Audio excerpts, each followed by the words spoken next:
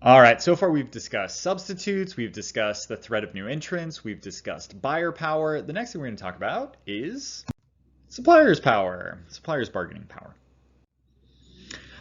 So suppliers are anything that provides raw materials, labor, technology, support services, anything like that. And powerful suppliers can act as a check on sellers. The main reason for this is, as you can see from the arrows going from the pink to the gray, is that when suppliers are powerful, they act as a check on they act as a check on the power of sellers, because they always have the threat of selling directly to buyers. And so sellers got to be providing value, or else suppliers will step in and do it themselves. So suppliers are powerful. We call this forward integration, the idea that I can start directly making the product and selling it to consumers. Travel agencies are a good example of this, right? So for a long time, if you wanted to go somewhere, it was much more convenient to go to a travel agent and they'd get you the tickets and reserve the hotel rooms and all this other stuff, right? And then when you have the invention of the internet, you no longer needed travel agents. That if I'm going to buy a plane ticket, I don't need to go through the travel agent. I can go directly to the airline. Same thing with hotels or anything that I want to do in a foreign country, right? Or for travel. And so it basically eliminated that industry. And this is the story of the internet, right? The internet allowed suppliers to go directly to consumers, directly to buyers, instead of going through a middle person. Okay, so labor is also a supplier, and I'm going to give you a minute to read this. Oh wait, you can pause it if you want to read it. So this is a quote from Porter, where he's specifically talking about the power of labor as a supplier, and saying that, hey, labor is a really powerful check against sellers, and especially when employees unionize in an industry, then they can be really powerful. And let's see. He says here that tightly unionized labor can bargain away a significant fraction of potential profits in an industry. What he means by that, and I just want to be really clear, what he means by that is that when employers when employees are organized, they can demand things like higher wages, better benefits, and that's bad. That's a bad thing for the industry profitability going to the seller.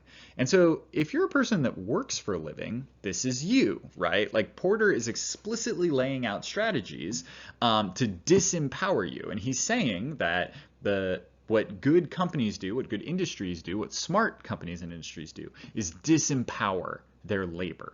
And if you, like I said, if you work for a living, unless you are living off capital gains, then this includes you. So this is how Porter wants industry structured, right? And one of the main things is that we have lots of suppliers that are not very powerful and are competing against each other. And that's exactly what the labor market is, right? Labor market is like, right? Where you have fewer organizations hiring people than people getting hired. And so those organizations have more power than the people that they are hiring. And it's because there's lots of potential suppliers. I'm a supplier of labor, you're a supplier of labor, and we're competing against each other for fewer jobs or for fewer organizations. And so this is great for the sellers. Now, what suppliers can do, what labor suppliers can do, is band together to make themselves more concentrated. And we call that unions, which are not actually bad, guys. I don't know what you've heard on the TV, but unions are actually a very effective way for workers in an industry, labor suppliers, to band together and concentrate themselves and give themselves more bargaining power against the sellers.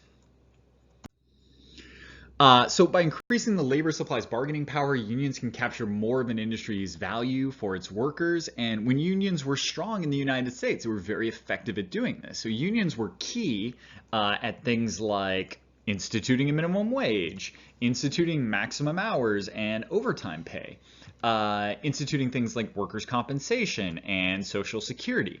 These are all things that sellers that organizations have to pay into that take away their slice of the value of the industry and instead give it to the labor supply, which in this case is employees and workers.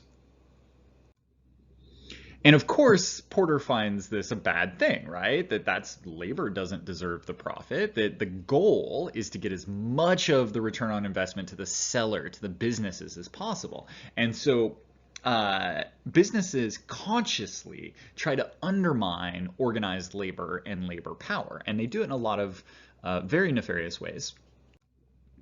One thing is offshoring. And you hear, like when Donald Trump was running for president, you hear, and other politicians do this all the time, right? We don't make things in America anymore. Like we used to be a manufacturing country.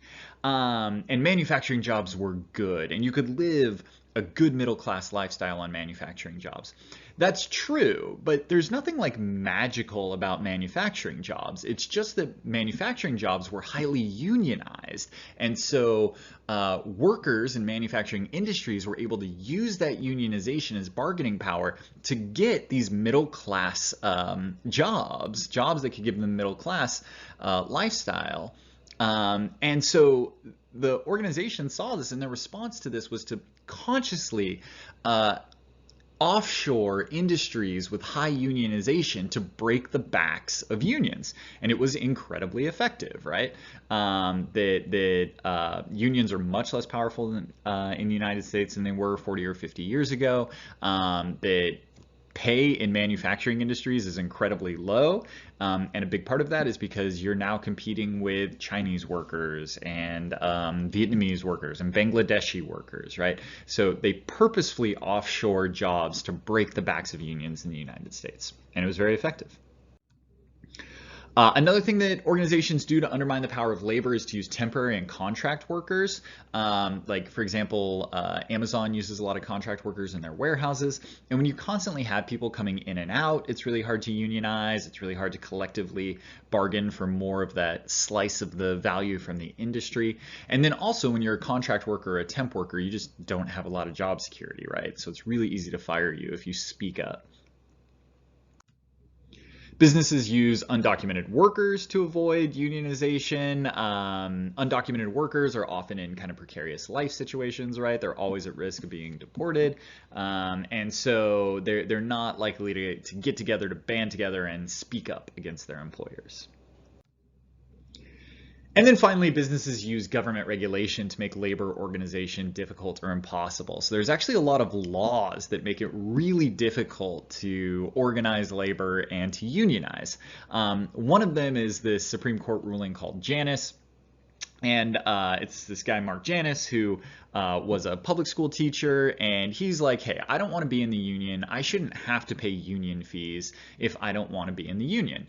And everyone's like, yeah, I mean, that at first blush, that sounds really intelligent, right? You shouldn't have to be in a union. Having a job shouldn't be dependent upon being in the union or not. What that actually looks like, though, my girlfriend is a second grade teacher in the Oakland Unified School District, and they went on strike in February. And so she's part of the union, and union fees cost about $1,000 a year. And so she's paying that $1,000 a year. She was off of work for a week for striking, so she missed that week of pay for that. And it was, for her, it was, it was a very costly thing. Now, one of her coworkers is like, I don't want to be a part of the union. And so she's like, $1,000 a year is too much. So she doesn't pay her union fees. She didn't strike, so she got paid that week that my girlfriend did strike and lost her pay for that. And yet, that person who's not a part of the union gets all of the same benefits as my girlfriend who is in the union. So the strike was ultimately successful. A lot of the things they won were better conditions for students, so like smaller class sizes, more support services on campuses. My girlfriend's non-union coworker gets to benefit from all of those things.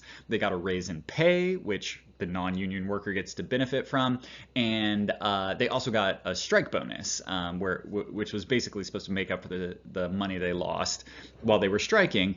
And again, the non-union worker that didn't strike got that bonus as well. So she actually ended up with more money than the union workers who struck. and who force the school district for these benefits. And so you have, so while, yeah, it kind of at first blush, it sounds like you shouldn't have to be a part of a union if you want to work somewhere. The consequence of that is that you have people who are not contributing to a system that is advocating for them and that is creating benefits for them. And so this is just one example. Janis applies to all public workers, federal workers, or public workers, sorry. There are other laws like right to work laws, and again, right to work, that sounds so good. But what those laws really do is make it really difficult or nearly impossible to organize people, because why am I going to stick my neck out and strike? Why am I going to lose money striking when it doesn't matter? I'm going to get, if you guys win, I get the benefits either way. And if you lose, then hey, I'm glad I didn't stick my neck out. And so regulation like this really undermines the ability of labor to unionize in the United States.